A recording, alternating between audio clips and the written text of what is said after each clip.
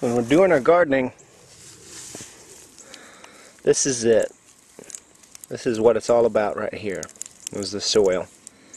Everything and anything we can do to help improve that soil is going to be very important. This is the corn patch you saw in the previous videos. It's later in the season, much later in the season now. Of course, what's residual left of the corn was mowed down.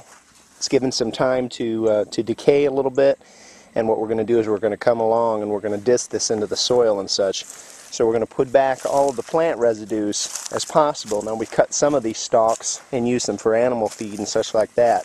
But the remainders, and especially the root systems and such, were left into place. All right, as they're decaying into the ground, they're helping the soil out and such as well too. And same with the crimson clover we put in here as a cover crop and such. This was just recently mowed, and now we're going to come through with a disc harrow, and we're going to disc this into the soil. So we're going to return back all of this material here into the soil, and this will in turn break down into the soil and help the soil out quite a bit. Anytime we can return any organic matter back into the soil, it's going to help the soil considerably. Even just this cut grass and things like that in a larger area, like a pasture area or something like that, will help. Again, when it's disc into the soil and such, it will help.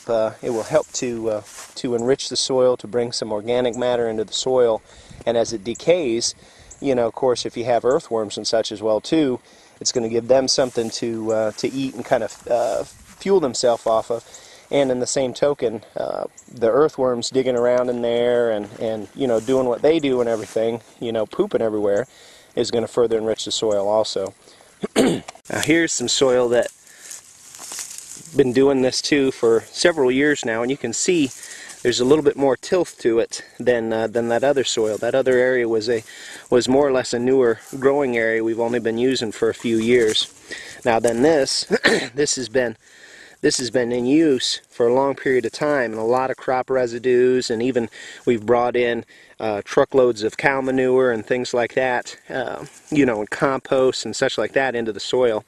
Everything you can do to enrich the soil is important to do. Now, as we've mentioned before, we're not, our philosophy is we're not necessarily against using commercial fertilizers here.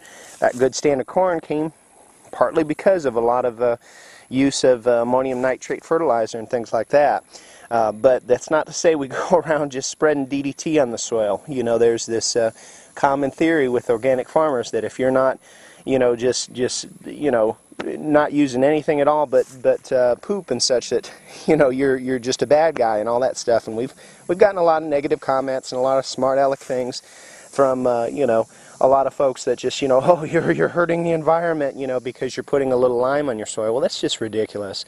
And any decent ag agent or any serious organic gardener that's doing a ton of stuff is going to realize that you have to do things like that to amend your soil.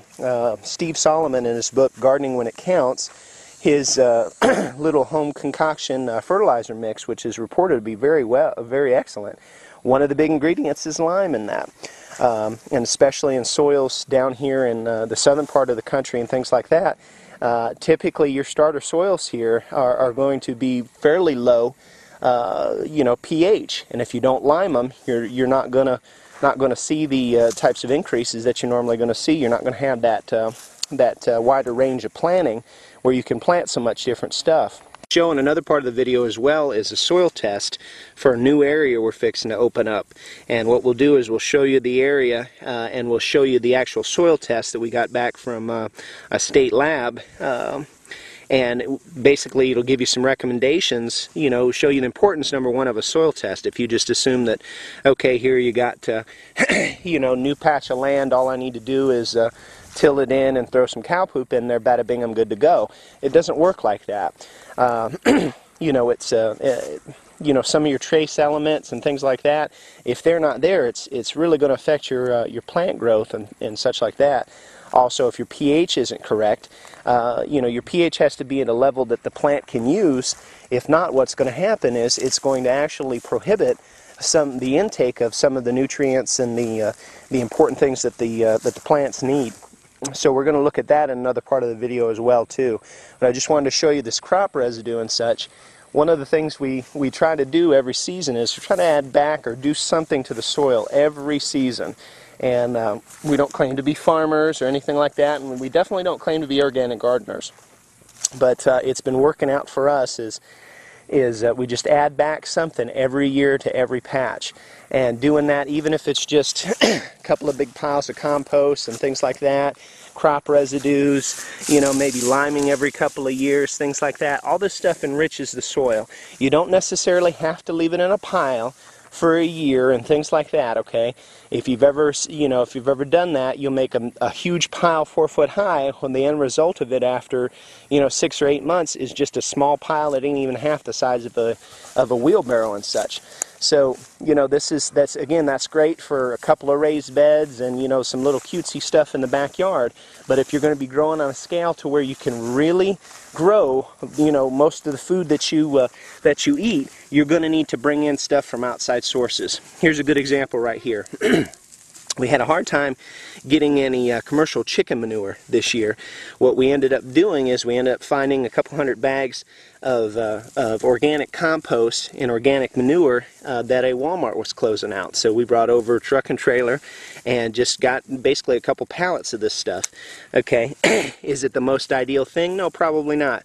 But again, with just rabbits and chickens and such like that, unless you have a serious amount of large animals, i.e., a herd of cows or a whole boatload of goats and such like that, you're going to have to bring in stuff from off your homestead or off your farm to enrich your soil. When we do the rabbit series and such here starting in a few weeks, you'll see they really don't produce that much manure, guys. And cleaning out the chicken pen, a couple times a year, it's not